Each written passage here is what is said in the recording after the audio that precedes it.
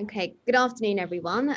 So today I thought I would just go through some research that our team have recently published, and it also aligns with my PhD project proposal. So today I'll talk about Kisspeptin to identify miscarriage. So miscarriage is the commonest complication of pregnancy, and there are multiple definitions within the literature. The most common and the legal definition is pregnancy loss occurring less than 24 weeks of gestation. And recurrent miscarriages are when women experience 3 or more consecutive pregnancy losses. So most of the charities and websites will quote that miscarriage impacts 1 in 4 or 1 in 5 women. However, the true miscarriage rate is unclear. And this is because based on epidemiological studies, they differ in the way that they define miscarriage, in the way that they report pregnancies or miscarriages. So for example, most studies will rely on data collected from hospital records and therefore not taking into account those miscarriages that are occurring in the community. Also, there's this added risk of induced or self-terminated abortions. Now, based on the Scandinavian studies, which have the advantage of being on the national register and having a national database, their overall miscarriage risk is between 12 to 15% in their populations. And one of the studies, interestingly, looked at maternal age, which we know is a risk factor for miscarriage. And the rate was around 10%, so lowest in those aged 25 to 29. And it almost doubles between the ages of 35 to 39 and is extremely high at around 60% above 45 years. So 10% of pregnancies? Sorry? Is that 10% of people who are pregnant? Yeah. Because it might be more than that if they don't know they're pregnant. Exactly, and this brings me nicely on to the founding factor of subclinical miscarriage. So this is pregnancies that are too early to detect, and they typically occur 2 weeks post-conception. And you can clearly see here that at this stage, miscarriage rate is extremely high at 60%. And here at the top of the iceberg, you have miscarriage rate subsequently declining.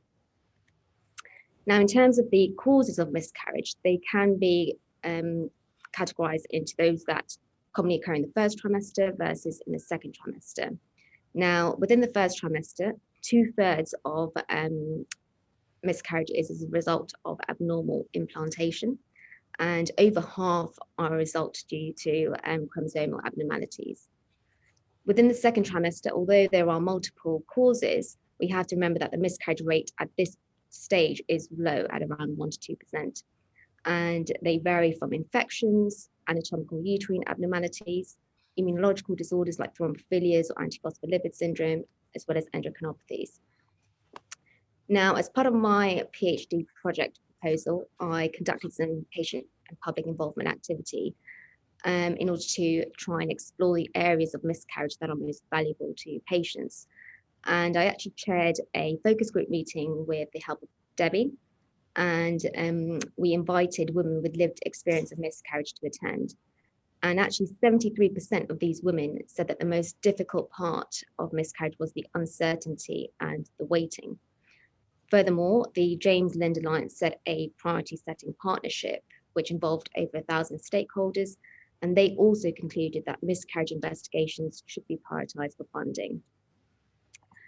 So in terms of what are the difficulties with the current miscarriage assessment, the main problem is that of diagnostic uncertainty.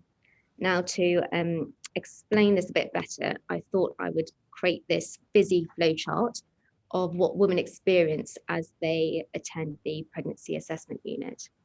Now, at the top here, you have the assessment unit, and this is where women typically present with symptoms such as vaginal bleeding or pain, or they can be asymptomatic but deemed to be at high risk, or they've had previous recurrent miscarriages. And on the left-hand side, you can see here that 4 out of 5 women will be given a certain diagnosis. And this essentially means that they're told that they either have a viable pregnancy or a non-viable or ectopic pregnancy. Now, the problem comes on this side, where 20% of women are given an uncertain diagnosis. And this is largely consistent of two groups. So one is pregnancy of uncertain viability. And looking at the different studies in the literature, this rate of PUV can range between 10 to 25%. And you also have another group who have pregnancy of unknown locations. They can't actually see the pregnancy. And the incidence, according to different studies, again, ranges from 8 to 31%. Now, this is where the problem lies, because these women typically have to wait for several weeks before they get an ultrasound scan or repeated blood tests, which can make the diagnosis much more clear.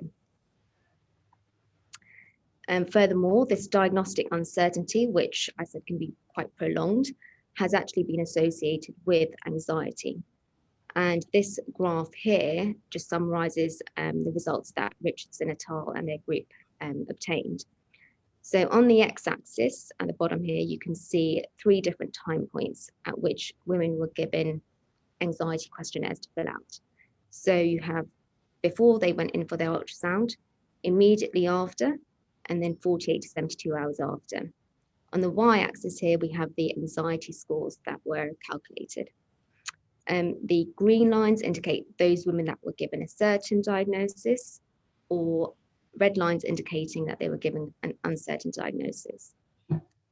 And the main thing, or the first thing to note, is that actually women are generally anxious when they attend for the first time, but there was no significant differences between the groups at baseline. Now, straight after this scan, you can see that anxiety levels are significantly reduced in women who get a certain diagnosis. However, they increase and either continue to increase or remain consistently high in women who have an uncertain diagnosis. Also, it is well known that women who feel anxious and stressed in the first trimester have an increased risk of miscarriage. So now this brings me on to, could biomarkers potentially be a potential solution? Biomarkers are defined by WHO as a substance that can be measured in the body to predict the incidence of disease. And here I've just listed some of the pregnancy biomarkers that are used to predict miscarriage. Now, those in black are usually found in low levels in women with miscarriage compared to healthy controls. And those in red are usually found at much higher concentrations in women with a miscarriage compared to controls. Now, I won't go through the whole list, but essentially the top 2, so beta-HCG and progesterone, are the most popular biomarkers that are actually in clinical use in certain centres. However, they themselves have limitations because their levels vary throughout pregnancy and a single test is of limited value. The other biomarkers are mainly in the research setting, and I've just kind of listed the ones that are there in terms of their mechanism of action. So this then brings me on to Kisspeptin. So just as a reminder, Kisspeptin was identified in 1996 as a cancer suppressor gene in melanoma cells. And the KISS1 gene encodes a 145 amino acid, which is then post-translationally cleaned into these different peptides, so 54, 14, 13, and 10. And each of these bind to the receptor with equal affinity and are all thought to be functional and have roles in reproduction, fertility, behavior, metabolism, and bone. So in terms of Kisspeptin in pregnancy, so the main source of Kisspeptin is the placenta, and the placenta is the interface between the maternal uterusal decidua and the embryo, which at this stage is called the blastocyst. And as the blastocyst enters the decidua, the trophoblast cells which line it proliferate into 2 distinct cell lines. So firstly, you have the cytotrophoblasts, which are here in green, and they express the KISS1 receptor. And you then have the syncytiotrophoblasts, which are in blue, and these express both the receptor and high levels of Kisspeptin. And actually, Kisspeptin levels are thought to rise from 900-fold within the first trimester to 7,000-fold during the late third trimester. Now, in terms of what Kisspeptin does, it's thought to actually regulate placentation, and it does this through promoting embryo adhesion to the uterus. It also attenuates excessive or deep trophoblast invasion. And there's also this thought that it has a role in maternal immune tolerance, so avoiding fetal rejection. Is this known or is this hypothesis? So this is hypothesis. Okay. So just as a reminder, so low Kisspeptin levels are thought to cause excessively deep invasion of the trophoblast cells, which is then thought to cause miscarriage. So in terms of can Kisspeptin predict miscarriage risk? So looking through the literature, there are 3 main studies that have evaluated this, and I'll just focus on the bottom 2. So the first one here is obviously by our group, JAC et al. In 2014, and they conducted a prospective cohort study of asymptomatic women, and the gestational age was between 6 to 22 weeks of all of these women. And it was actually the largest study involving healthy pregnant women of around 900 and women with a miscarriage around 50. And each of them had a single Kisspeptin blood test done. And as you can see, in the miscarriage group, Kisspeptin levels were much lower. And looking at the ROC-AUC, so the ability for Kisspeptin to discriminate miscarriage was much higher at 0.9 versus HCG, which is only 0.78. More recently, Sullivan Pike et al. Have evaluated Kisspeptin in miscarriage risk. And you can straight away see here that although Kisspeptin had a high ROC-AUC, that of HCG was much higher. And this then, makes you consider actually how was this study conducted. And first thing to note is actually the way that they measured Kisspeptin was different. So they used serum versus plasma, and there is some evidence showing that plasma is actually more accurate. Also, it was a much smaller study, and it involved women who had symptoms and who had much earlier gestations. So this then brings me on to our... Can I just ask Bijal, so was those a checking the Kisspeptin to see are they having a miscarriage at that time, or was this because you said predict miscarriage risk, so was it Kisspeptin as a level, as a risk for a miscarriage in the future? Sorry, just because you said so this is just a single point.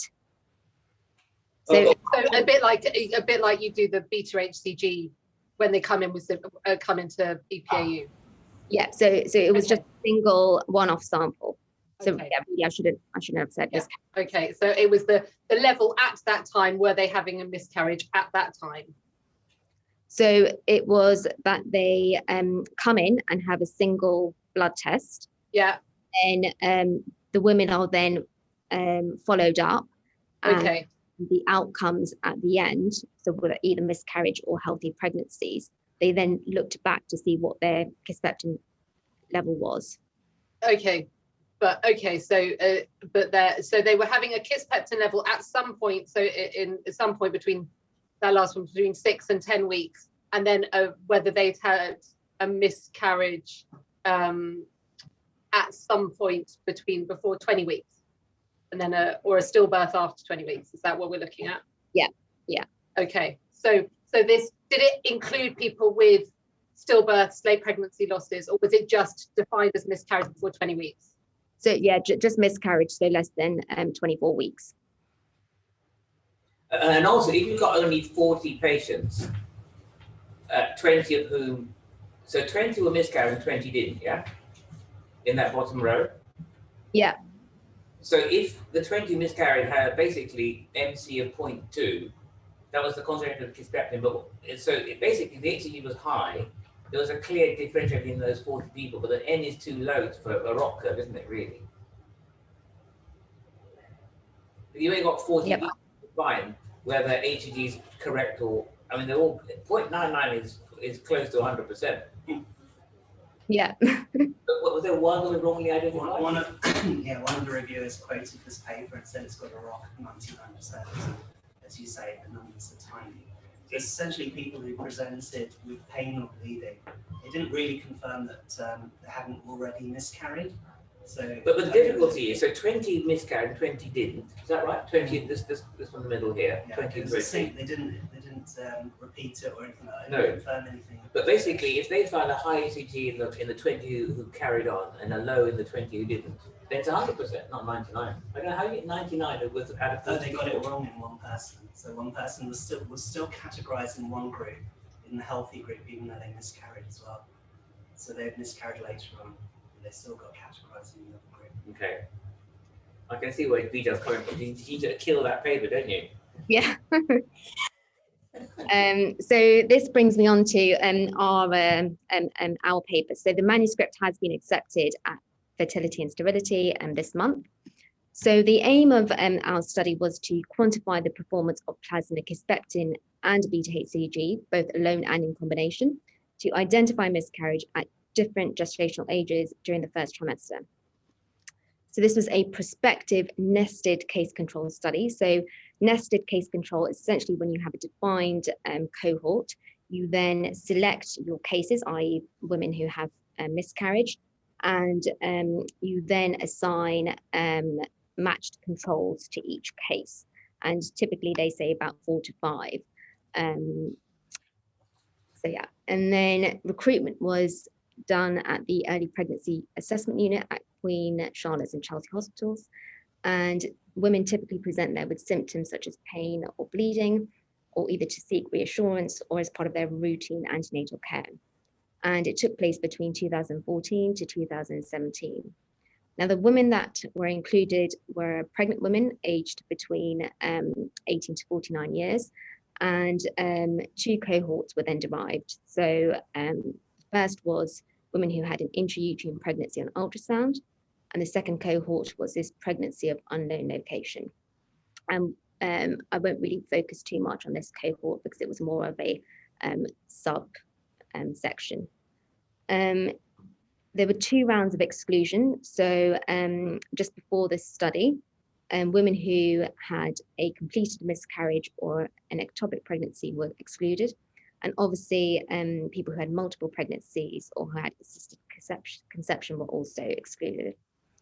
Once the study was done, those women that actually had late pregnancy complications, such as GDM or preeclampsia, those women were then excluded. Now, women were invited to the assessment unit every 2 weeks during the first trimester of pregnancy, which is indicated by the arrows. And at each visit, they had a blood test for Kisspeptin and beta-HCG levels, as well as an ultrasound scan done. Now, in terms of when they had their ultrasound scan, just to remind you all again that women were either given a certain diagnosis, or a viable or a non-viable ectopic pregnancy, or an uncertain diagnosis, so pregnancy of uncertain viability, or a pregnancy of unknown location. Now, final outcomes were 1, a viable intrauterine pregnancy, and I've just taken this image from Google to show what that means when using an ultrasound. So this is a gestational sac containing a fetal pole with visible cardiac activity. In the middle here, you have the non-viable intrauterine pregnancy, and this is defined as a gestational sac with a mean sac diameter greater than 25 millimeters, and it's empty. And over here, you have a crown rump length, which is greater than 7 millimeters, and there's no cardiac activity. Now, this group were then classified as complete miscarriage, i.e. there were no retained products of conception, incomplete, where there was some products that were retained, or delayed or missed miscarriage, which is women who have no symptoms that unfortunately miscarry. The third outcome was ectopic pregnancy. So the first thing is we looked at how we estimate gestational age. So there's two main methods. So the first is CRL, or crown rump length, which is measured by ultrasound, and this is the gold standard. However, it tends to underestimate miscarriages because it's thought that the embryos must be smaller in women with failing pregnancies. The other method is last menstrual period.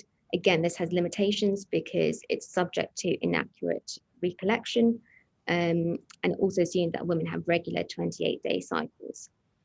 Now, in order to determine which gestational age estimation we use for subsequent analyses, we decided to do linear regression to see the relationship between CRL and LMP in controls, which are in black, and women with miscarriage, which is in red.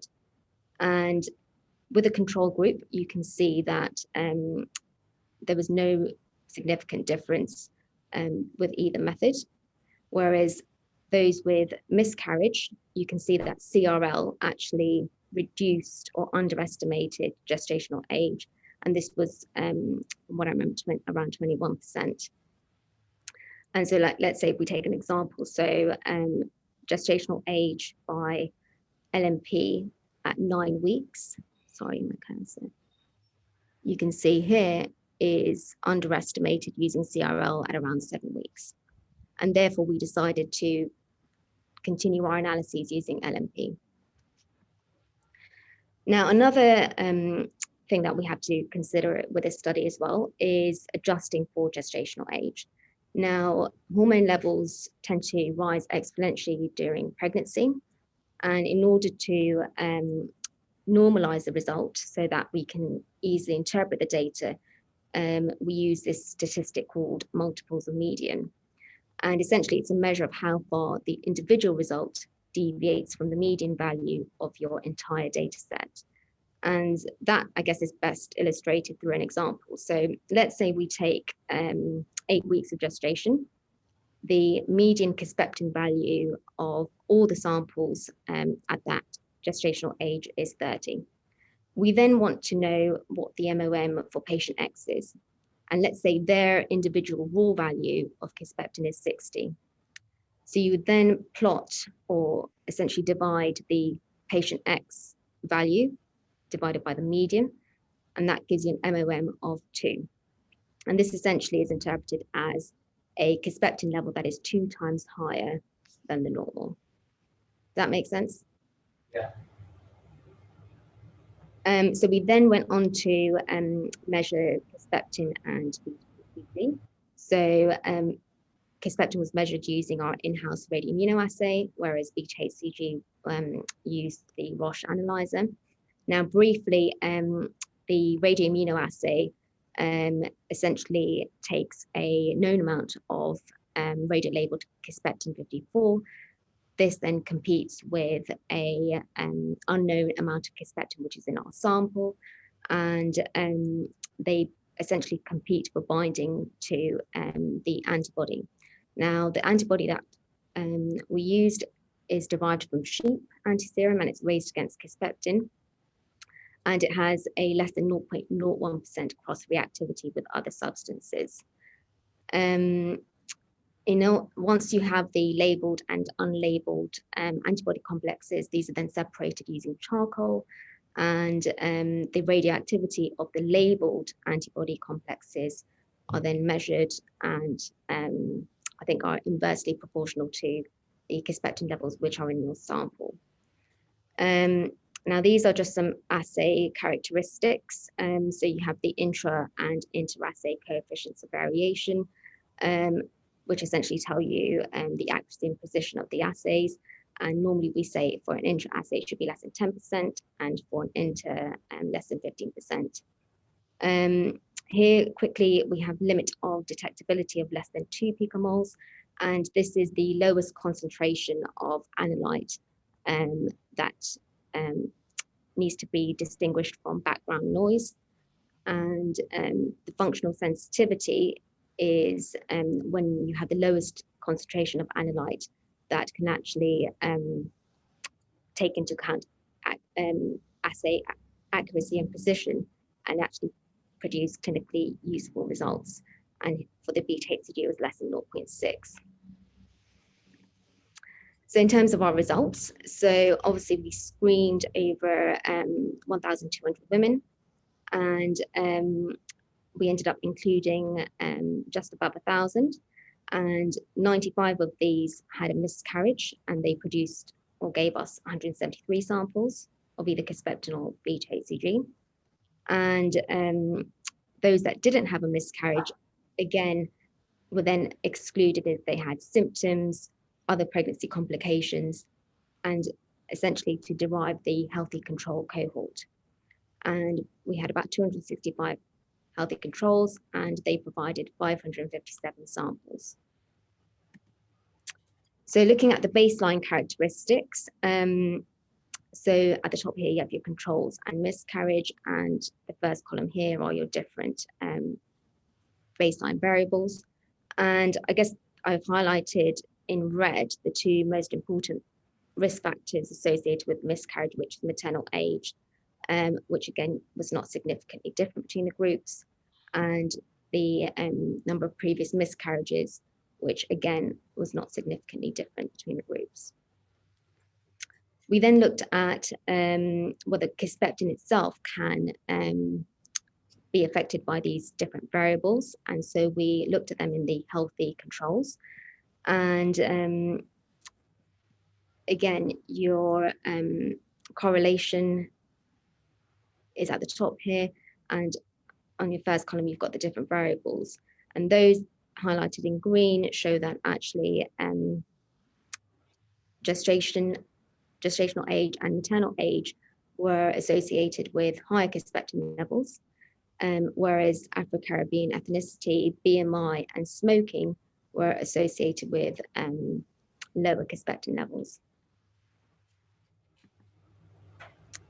Now, looking at Kisspeptin and beta-HCG levels throughout the first trimester. So on the x-axis, you have your gestation by LMP, and here you have your scatter plot and your median and interquartile ranges. On the y-axis, you have your plasma Kisspeptin, and Kisspeptin's at the top and beta-HCG is at the bottom. So I guess the first thing to note is that in controls, which are in black, you can see that Kisspeptin increases throughout gestation, okay? Whereas for beta-HCG, in controls, the levels tend to increase, and then at around 8 weeks, the levels begin to decline, okay? In terms of women with miscarriage, you can see that Kisspeptin levels were significantly lower, both for Kisspeptin and HCG.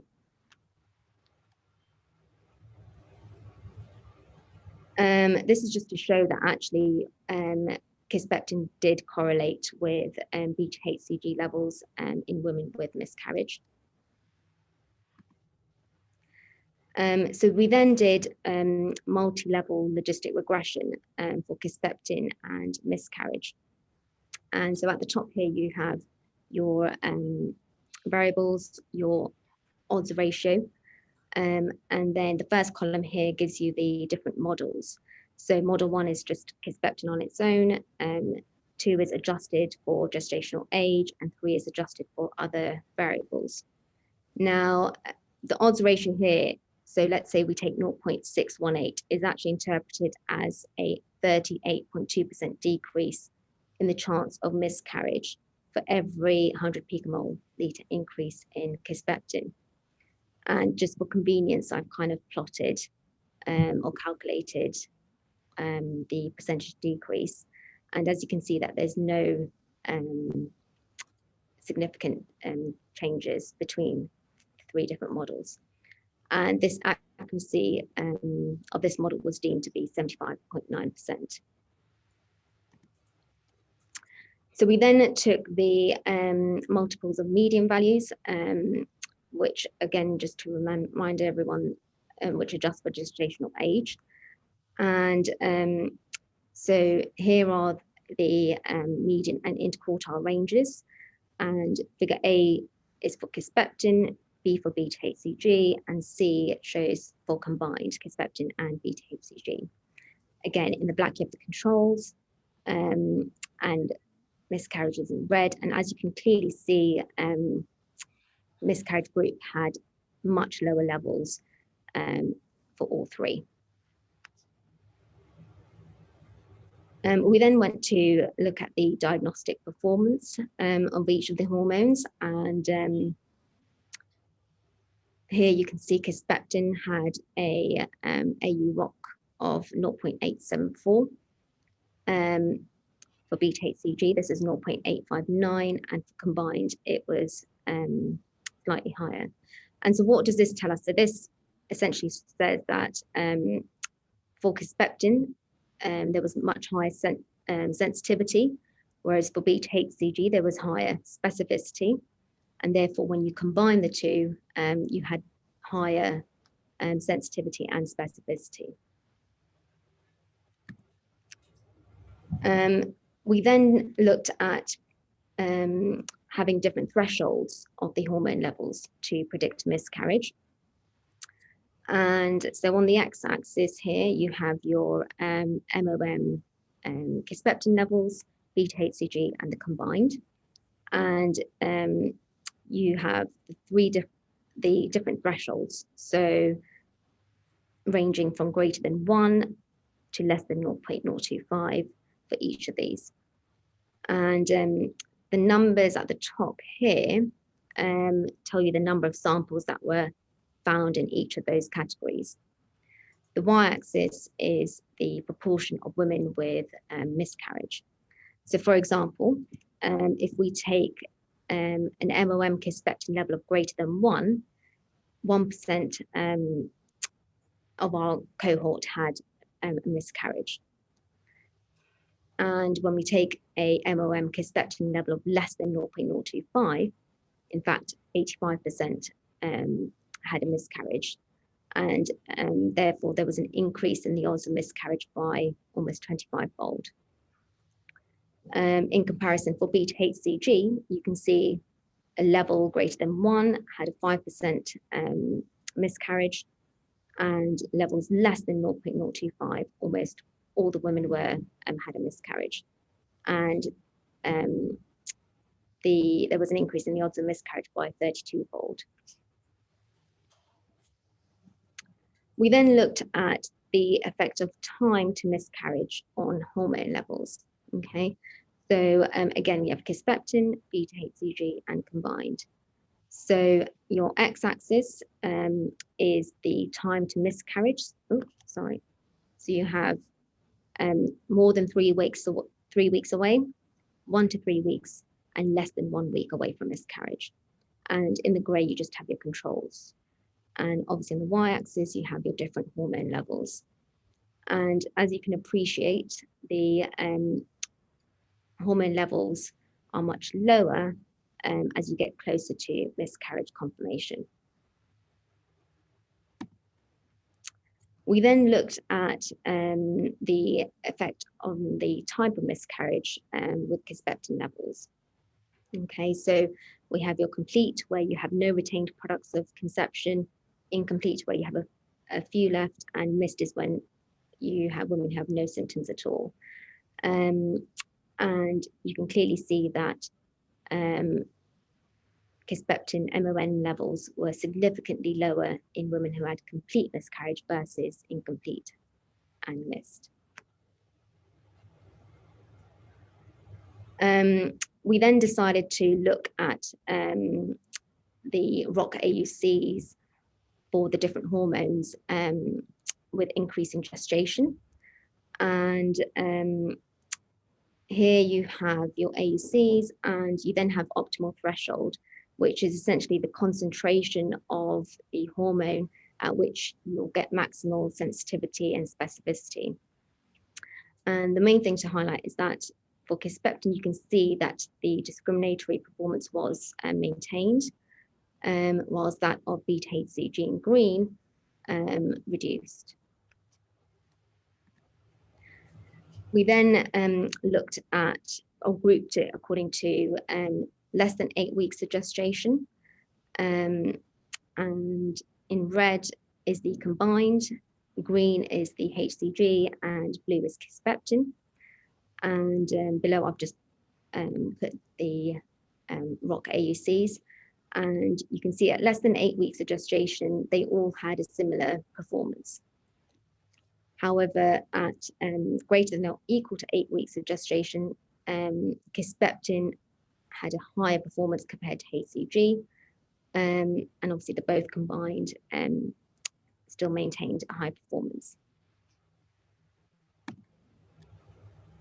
So we then conducted some decision trees, and these are essentially used or provide visual information to help guide medical diagnostic decisions. And normally what in order to generate these, we used, I think, the first blood test sample. And your green nodes are your starting nodes. Blue indicates each time a decision has to be made, and red is your terminal nodes, or when the tree ends. Now, the number within the node is your miscarriage risk, and this is given a value between 0 and 1. And the percentage that you see above tells you the proportion of women who have been assigned that risk within our population. So, for example, if we take our starting node here, so the risk of miscarriage was 0.28, and those women that had a beta HCG of less than 14,000, here you can see had a risk of miscarriage of 0.81, and this was present in 17% of our study population. Now, this is quite a complex tree, and although it has a high accuracy of 87%, there's this concept of overfitting, which means that it's unlikely to be accurate when looking at other data sets. And so we generated a more simplified version, which still maintained accuracy of 83%. Okay, so just briefly, this included our second cohort with pregnancy of unknown location and ectopic pregnancies. And briefly, there was no significant differences in Kisspeptin levels between pregnancy of unknown location and viable. And again, there was no significant differences in beta HCG either. So in summary, Kisspeptin provides high diagnostic accuracy for miscarriage throughout the first trimester, whereas that of beta HCG declines after 8 weeks, when actually 45% of miscarriages can still occur. By incorporating Kisspeptin and beta HCG in decision trees, you can have an 83 to 87% diagnostic accuracy. Now, what does this mean? It means that actually you have the potential to identify miscarriage risk at a much earlier stage, and this can reduce anxiety levels and hopefully provide more targeted treatments. So the strengths of this study was that it's the largest to date, evaluating Kisspeptin and women with miscarriage. And it was the first to derive thresholds to identify miscarriage risk at different gestational weeks in the first trimester. Some of the limitations is that obviously the proposed model needs to be validated. And remember, Kisspeptin is a labile analyte, so it has various pre-analytical factors that can influence its levels and the way we measure it. Furthermore, Kisspeptin placental expression is very low when looking at very early gestation, and it may be actually quite difficult to measure at this stage. And obviously, we've shown that it's not very useful in the cohort of women with pregnancy of unknown location or ectopic pregnancy. Okay, and that's it. Great, thank you very much. Very interesting. Any thoughts, questions for Ali or Bijal? Can I just ask what targeted treatments you're thinking about? Because so you're thinking that Kisspeptin will help you find people that have a miscarriage after 7 weeks, which is when ultrasounds are particularly useful because you get your fetal heart rate at 7 weeks. So you just had on that slide, it would enable you to offer targeted treatments. I'm just wondering what those targeted treatments are. So essentially, if you have women who have an incomplete miscarriage outcome, obviously these women can be given medical treatment or surgical treatment to actually remove the products. And that decision and organisation can happen at a much earlier stage. So you're saying, so you know that you're going to lose it? Yeah, so right now, we're not in a position to say that Kisspeptin can prevent or treat miscarriage. It's more used for diagnosing it. And actually, by diagnosing it earlier, you have the advantage of, then managing their miscarriage better. But are you going to compare it to ultrasound? Because obviously your diagnostic accuracy was better at later gestations, as you said, when they're only 4 to 5%. So when that's only the 4 to 5% of miscarriages. So 95% are early, better with HCG. That 4 to 5%, how do they compare to ultrasound? Because certainly in the UK, I appreciate that most people would be sent for ultrasounds. So which is, what are you going to do a study to compare those two? That would be quite interesting, but I like speaking to the ONG specialists. Nothing is really going to replace ultrasound as your diagnosis of miscarriage.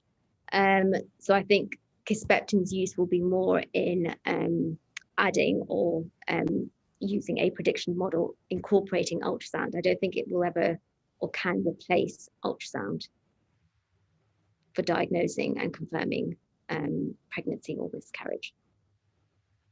Because I find it actually, obviously it's very interesting, but I'm sort of struggling to find a practical use in this. So in terms of right now, a lot of the pregnancy units are actually developing these prediction models. So, incorporating ultrasound criteria as well as demographic data, clinical data, and biomarkers to try and risk stratify these women. And the purpose of risk stratifying them will allow you to then identify those that are at high risk of miscarriage, and therefore, appropriately triage them to the right services. But also it can help to provide reassurance to those that actually do have a good score, that actually their pregnancy is going to be okay. Because the main problem is that diagnostic uncertainty and that period of waiting until the diagnosis becomes clear. That's where this potential prediction model could be very useful. Comment from here. It's basically what Bijal's saying. Oh, right. Isn't it that's the role, isn't it? It's those pregnancies. The thing, Rebecca, often, even if you have a fetal heart rate, that my understanding is the normative range for fetal heart rate is not massively appreciated. So even if you have a good fetal heart rate with a threat of miscarriage, you'll still have to come back for a repeat ultrasound. Sorry, I couldn't quite hear all of that. No problem, that's fine. So it's essentially this part here. Yeah. Sorry. No problem at all. It's fine. Yeah. Oh no, I can hear you, but it's my computer and poor noise. Sorry. Oh, I see. Okay. Yeah. No, it was. I just couldn't hear properly. Can I ask about this? The assay for Kisspeptin, when it's labile? Have you tried all the different tubes you can use, like EDTA and? Because if it's labile, you don't have a problem, aren't you? You can't collect it easily. I think RADA did a study back in the day and published basically that she collected in different tubes, different processing times.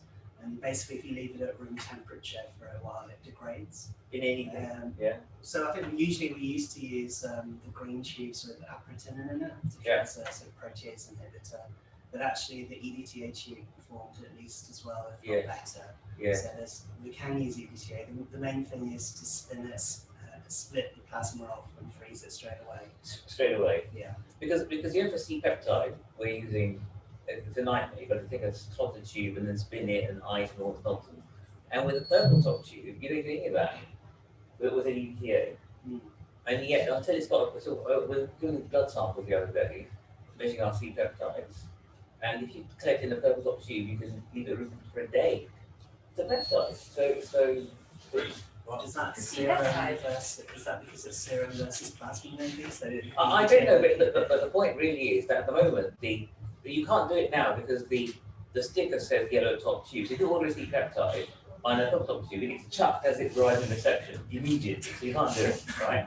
But if you bypass that point and get, as I've got the lab to do, you just get a lot of sample, you can see peptide on a purple top tube. There's a paper that says this, in fact, it's just that the authorities need to accept it and get it approved. But I wonder whether Kisspeptin might be, it's a peptide, isn't it? Yeah, it's broken down by proteases. So Right. I think it's one of the things we need to do is look to see whether we can put some proteases, different types of proteases, because it didn't look like the acronym was very much versus EDTA. EDTA is just going to keep it rotting. So. Yeah. So Okay, I so suppose speaking to Rebecca's point, okay, can you hear Rebecca? Can you hear us? Sorry, go on. Anyway, going to say? I was going to say that the performance of Kisspeptin is at least as good as HCG in the first 8 weeks. It's in the after 8 weeks, it's better than HCG. So you can use Kisspeptin all the way through. And the problem is, you do an ultrasound. In a certain proportion of people, it's uncertain, so you don't know. So it doesn't give you a definite diagnosis. And the ones where it does, obviously, you don't need a biomarker to help you. But there's a certain proportion where either it gives you uncertain information or incorrect information. So sometimes it's reassuring, but they go on to miscarry. And it's those patients where if you have a biomarker that can basically predict the outcome, that's useful. Yeah. I mean, HCG is such a widely available assay now. I think HCG actually performs really well. They always say it's too variable, and I think the guidelines say it's too variable. But it's because you just need to make sure you can get the last menstrual period. Yes. Have you spoken to the lab here? Have got another HCG assay for triple disease. You know, the Jan Cross lab. Yes. There's different forms. Which is very, very sensitive. It's more the fact that it goes up and down that makes it very variable, and it can go very, very high. So it's more relating it to gestation. High, I see. But when we do the multiples of medium, it actually performs quite well. Right. And I suppose the other thing to mention is that miscarriage isn't really a sudden event. So it can be a sort of failing pregnancy over weeks. So there is potential for intervention if you can identify high-risk pregnancies. And there was a very large trial where they gave progesterone for miscarriage, and overall they didn't find a difference. But in people who were 3 or more miscarriages, so high-risk pregnancies, the progesterone seemed to be helpful as a subgroup analysis. To keep the pregnancy. As a treatment. With a healthy outcome. Yeah. Okay. So if you can identify high-risk pregnancies, there is the potential for intervention with things like progesterone or whatever else. Right. Now, before everyone goes, just to let you all know that the password complexity's got to increase because Zoom have changed their protocols. That's appropriate. It is. So the password's got to have a capital letter, a number, a lowercase letter, and a symbol. So we're going to make it start with capital E, Endo1 exclamation mark. Is that all right, Peter? Put that in the future. ENDO exclamation mark to get in. For all of them? It is. It starts tomorrow, in fact. So tomorrow's Friday meeting, we'll have capital ENDO1 exclamation mark. Thank you. Okay, thank you very much. Thank you, Bijal, for that. Thanks. Thank you, Bijal. It was lovely and clear. Yeah, it was clear. Bye. Very smiling, happy it's done. Yeah, right? I know you, Bijal. Yeah. You're happy. It's nice to see your smile. Thank you.